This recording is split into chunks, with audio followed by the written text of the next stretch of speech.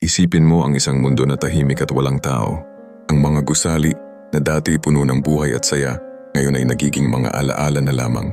Ang mga kalsada ay unti-unting nahuhulog sa mga damo at ang kalikasan ay unti-unting bumabalik sa kanyang orihinal na kalagayan.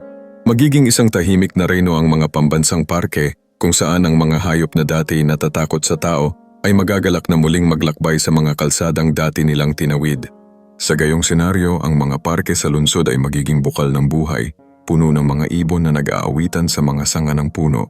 Dahil sa kawalan ng tao, ang mga ilog at dagat ay mangangalaga sa kanilang kalinisan. Ang mga basura na dati nagdudulot ng polusyon ay unti-unting mawawala.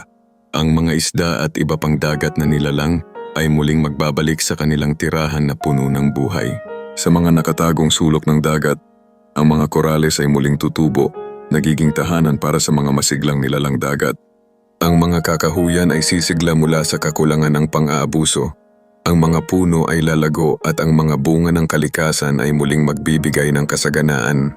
Ngunit kasabay ng pagbabalik ng kalikasan, ang mga guho ng mga tao ay magiging testamento ng kanilang pagkakabuwal.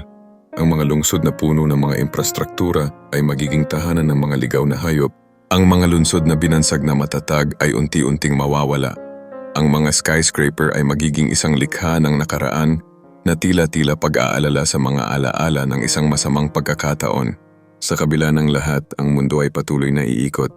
Habang ang kalikasan ay umaangkop sa mga pagbabagong ito, mananatili ang mga dibisyon ng mga teritoryo. Ang mga kantong dati puno ng tao ay magiging daanan ng mga ligaw na hayop na naglalakbay mula sa isang pook tungo sa iba.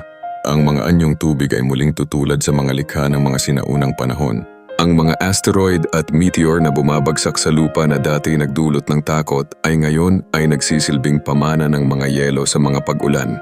Habang ang mga site ng tao ay nagiging bahagi ng kalikasan, madalas tayong magtanong, ano nga ba ang halaga ng ating pag-iral?